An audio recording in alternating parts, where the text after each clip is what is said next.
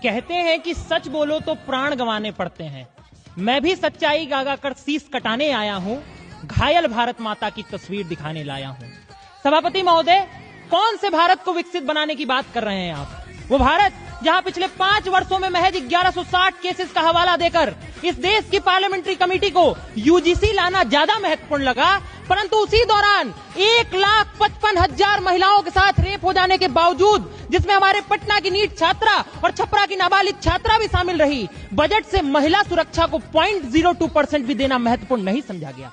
या उस भारत की जहां गरीब इतना गरीब और अमीर इतना अमीर होता चला गया क्योंकि डायरेक्ट टैक्सेस का महज 3.1% कॉर्पोरेट और 3.5% मिडिल क्लास को भरना पड़ रहा है।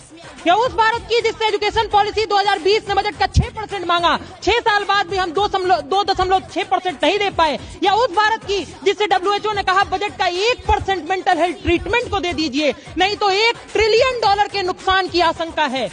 13,892 स्टूडेंट्स के पिछले साल आत्महत्या कर लेने के बावजूद 0.0009% से ज्यादा देना महत्वपूर्ण नहीं समझा गया। कौन उस भारत की जहां एक तरफ AVGC कंटेंट क्रिएटर्स लैब, खेलो India mission, India semiconductor mission 2.0 जैसी शानदार योजनाएं बजट का हिस्सा बनाई गई।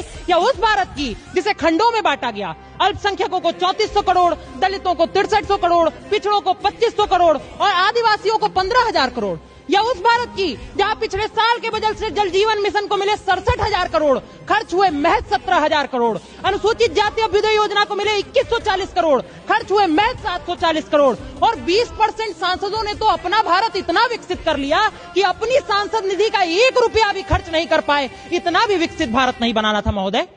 और उसके बाद कहा गया कि बजट का घाटा 4.4% हो गया है।